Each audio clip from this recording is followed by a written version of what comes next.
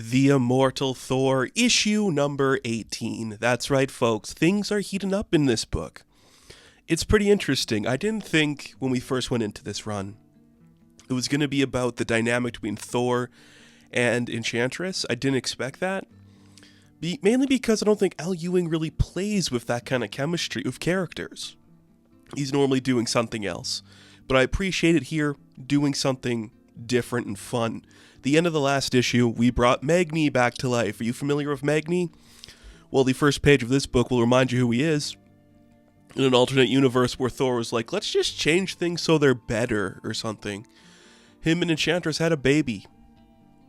Grew up to be Magni. He was the god of strength. He was the new hope of Asgard. And his tale ended when Thor unmade that reality. Now he stands in the present.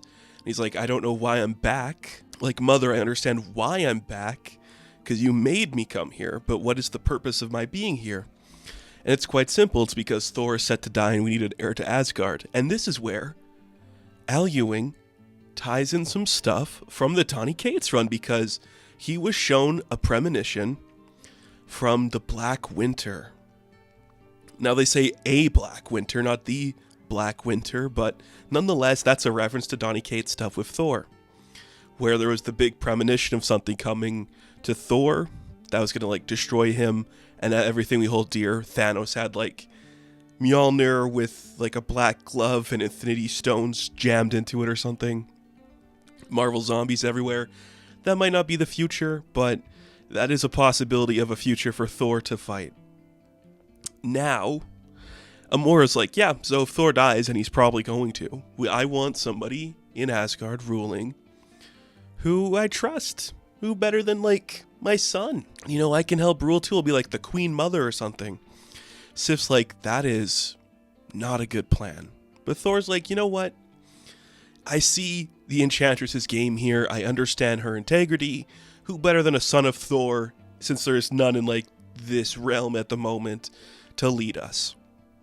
So Thor and Magni play a game of catch with Mjolnir, which is really fun to see. And yeah, because Mjolnir's different now, the magic works a different way. It's fine. Don't worry about it. It's fine. It's really cute. Sif's just like, I am telling you to tread lightly on this situation. But Thor's like, don't worry about it. I have a son. I got a hot blonde side piece over here. We're all good, bro. Let's go beat up some, villains on Midgard. And that's the rest of this book. Is them beating up the villains on Midgard.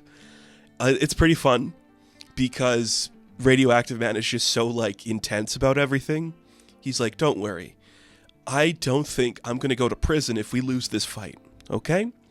I'm going to go to, an unremarkable building. There's going to be, an unremarkable room, and I'm going to wait there, and somebody who's going to deal with me is going to deal with me, and I'm going to get paid, and I'm going to go home, and I'm going to count my money, and la-di-da. The other villains are mad at him for being so smug. Before they can, fight each other, the Bifrost appears, and they fight the 4 characters that are going to beat their asses. They're going to beat their asses. Hyde freaks out trying to fight them. Magni punches him. One punches him. He's down. And then he's like to Cobra, I know you got more of my serum. Give it to me now. I'm going to kill this thing. I don't know who this is. I'm going to beat him. So Cobra uses the gas to give him more serum. And they're all just taken down very easily. First, it is Cobra taken down by Sith. And then Grey Gargoyle tries to use his powers on Amora. It doesn't work. She takes him down, turns him into something, and Thor's like, make sure that's a temporary spell. I don't want to get, arrested anymore for killing more people. So Thor makes all of the smoke vanish. Everyone's defeated, except for Radioactive Man. He's just kind of standing there. And Mr. Hyde's got more of his power now, so he tries to beat up Magni. Gets a good punch in, but then Thor blocks his next punch with Mjolnir pretty much breaking the guy's hand. Takes him down pretty easily. And Radioactive Man's like, good job, guys. That was pretty fun. Look, I surrender. I'm not going to fight. And that's when a helicopter shows up and it's like, Amora, Thor, if you guys don't surrender, we're going to use force. And it's like, oh, darn. Well, we had fun. Guess it had to end sometime. Thor's like, this is everything you wanted, isn't it, Amora? Make me a bad guy so we look the same in the eyes of the law. And bring our son back to put us on the same playing field. This was all a game to you. She's like, maybe. Well, congratulations, Amora. You won. This is everything you wanted. I'm probably going to lose everything because of you, but hey, at least you got victory, right? Essentially is what's being said there. Very fun. Very fun.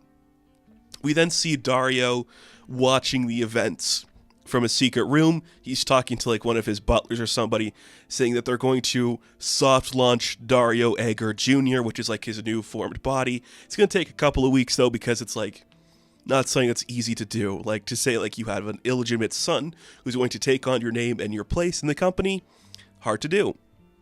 He's like, don't worry about it. Rules are rules. We have to follow them for a reason. Since we built the rules, it's going to be a lot easier to do stuff, isn't it? Very cool. So Dario Egger is going to pretend to be his own son. Very Lex Luthor plot from the 90s, but what you going to do? It's comic books. It all comes back around. I can't be too mad at that. So then the book ends, and we see all of the villains heading to prison. They're all kind of laughing at Radioactive Man, because he's like, he was smug earlier, being like, oh, I'm fine. This is nothing to me. It's scot-free. I'm going to get out of here. This is easy. And then they're like, well, you're trapped with us now, idiot. What do you think's going to happen, idiot? You're stuck with us. He's like, don't worry. We're going to an unremarkable building where there's an unremarkable room. And we see them headed to a prison that is owned by Roxxon.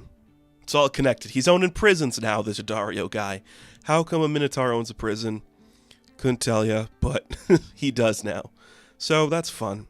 Then that's where the book ends, which is sticking on theme to Al Ewing talking about corporations ruining the world. Now we're going to see that in terms of prisoning and prisoners. So Dallas LLC, is that a name from other comic books? I don't know. I don't remember.